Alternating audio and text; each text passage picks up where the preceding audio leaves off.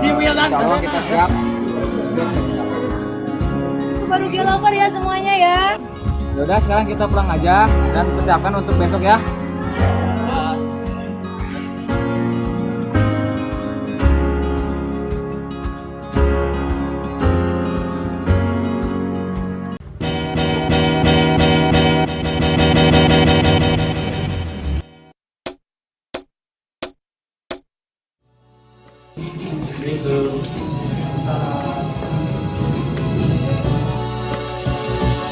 Maaf Pak, Bapak Petani sini ada? Ada. Mau kemana perlunya beliau?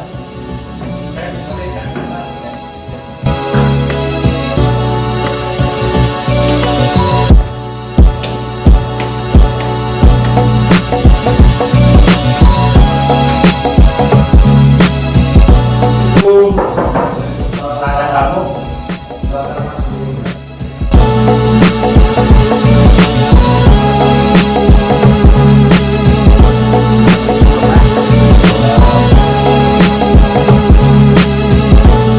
Silakan dulu. Terima kasih Pak. Jadi begini Pak, kami dari SMA Negeri 1 Cikidang Pak. Perkenalkan nama saya Estu. Saya Jaya. Estu, Nama Jaya, saya Wildan. sama Wildan. Ya. Heeh.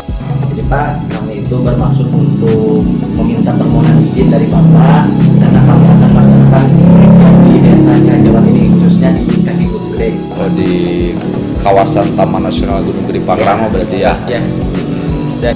Dan insya Allah kami akan melakukan kegiatan penelitian selama 2 hari. Selama 2 hari berturut-turut, tanggal berapa berarti? Pada tanggal 4 dan 5 Juli minggu depan, Tanggal Pak. 4 sama tanggal 5 Juli. Ya. Minggu depan. Beranggotakan berapa? Kami beranggota 15 orang Pak dan 1 orang guru pembimbing kami. Satu orang guru pembimbing. Dan ini Pak, ada surat permohonan izin dari sekolah kami Pak. Oh iya. Coba Bapak lihat dulu ya. Iya Pak Chef.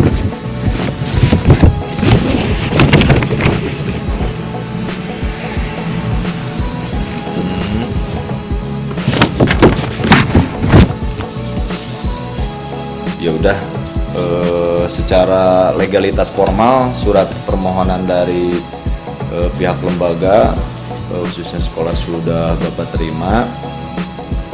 Kaitan dengan kegiatan adik-adik ini dilangsungkan 2 hari, berkaitan dengan apa kira-kiranya di sekolah? Kebetulan Pak, ini acara ini berkaitan dengan salah satu pelajaran kami, yaitu pelajaran geografi, khususnya materi langkah-langkah penelitian geografi. Langkah-langkah penelitian geografi.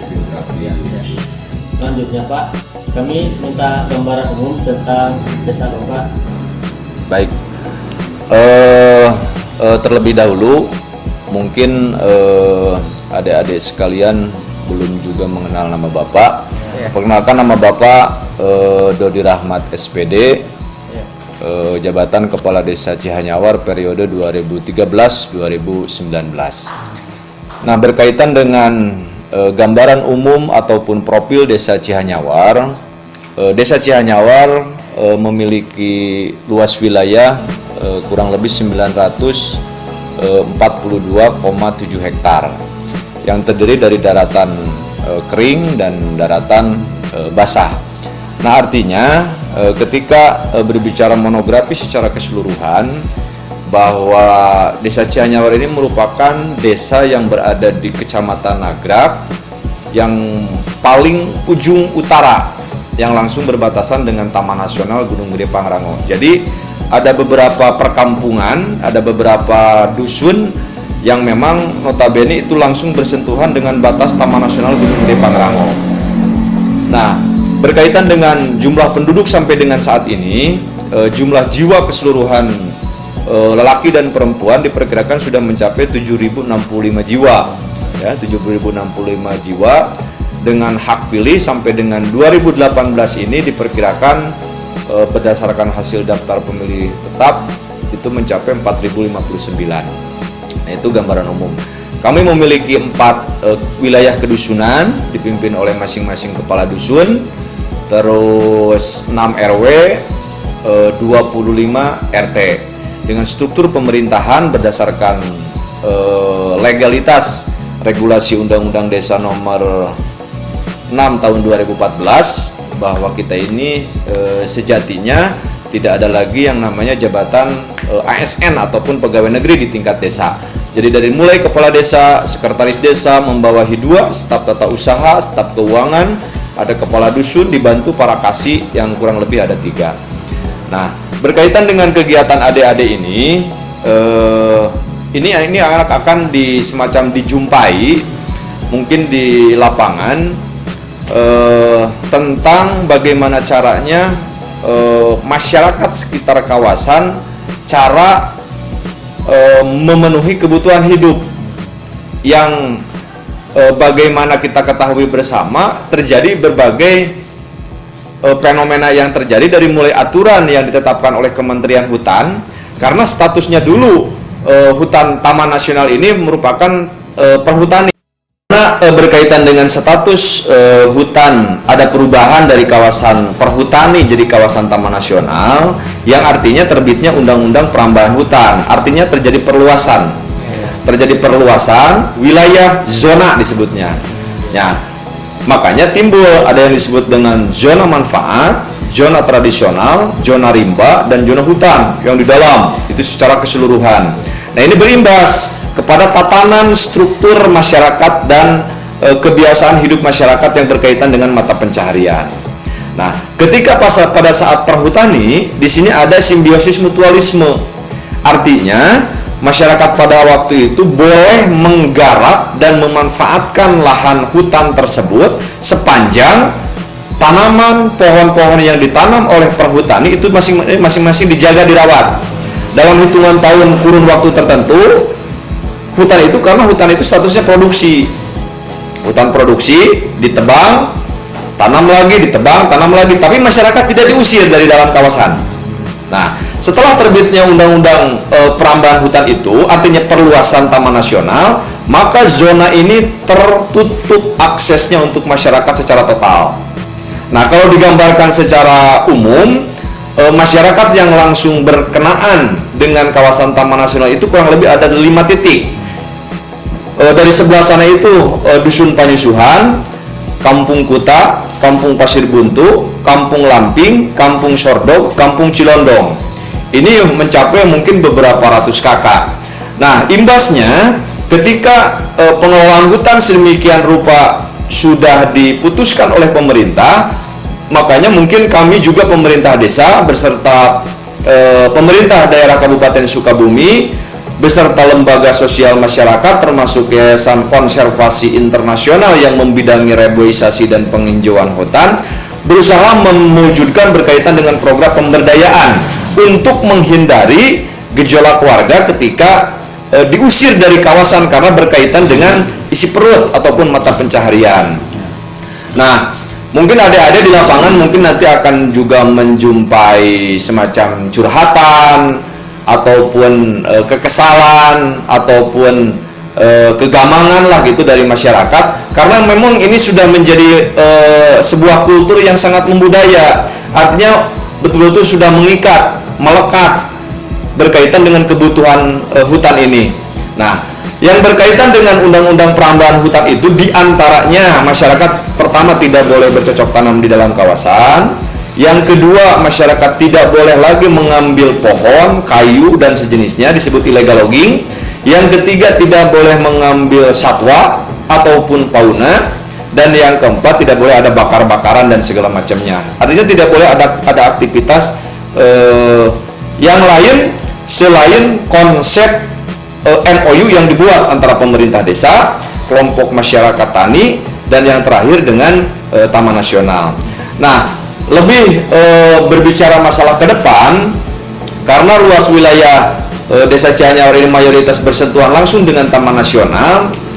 Di tahun pada masa jabatan, mungkin pada masa jabatan Bupati Pak Sukmawijaya dan Pak Jajuli dulu, kita sebuah forum di tingkat desa, forum masyarakat tingkat desa, kelompok masyarakat bersama-sama Yayasan Pemerhati Lingkungan dan Pemda dan Taman Nasional melakukan MOU. Artinya ada semacam zona khusus pemanfaatan yang digunakan oleh masyarakat yang dikenal dengan HHBK, hasil hutan bukan kayu. Artinya masyarakat boleh masuk ke kawasan Taman Nasional, mengambil getah pinus dan getah damar, ya hanya itu saja yang bisa dihasilkan dari hutan, dan itu pun dilegalitas berdasarkan MOU yang ditandatangani oleh pemerintahan Kabupaten Sukabumi, Taman Nasional, Yayasan Pemerhati Lingkungan pada saat itu, terus konservasi internasional,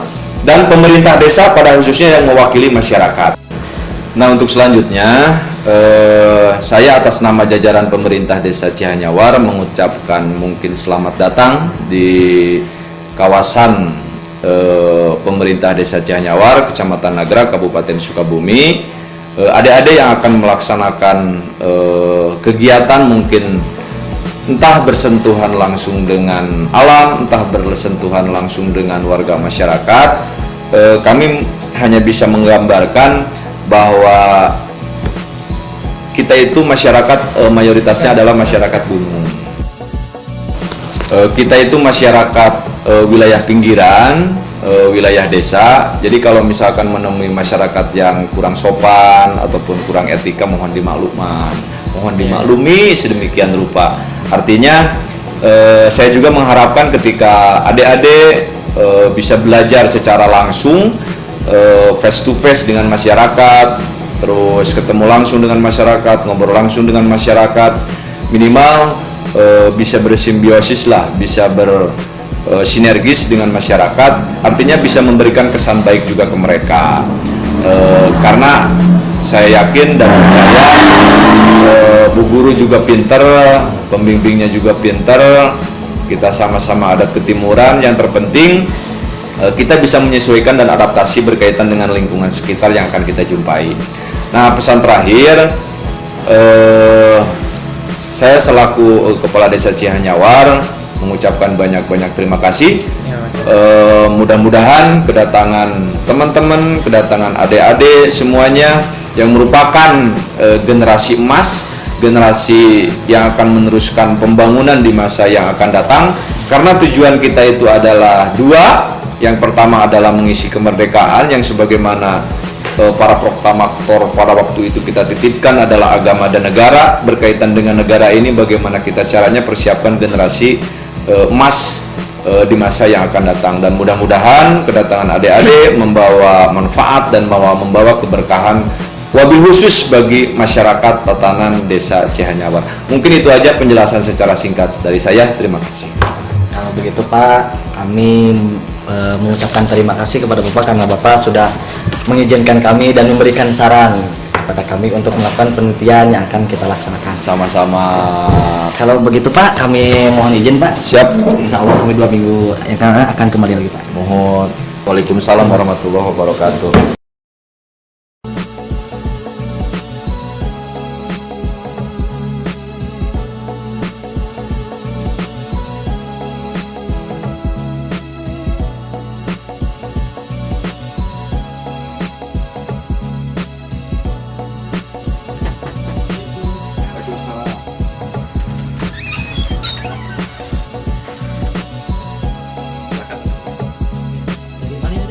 Dari SMA Negeri 1 Cirawas Pak.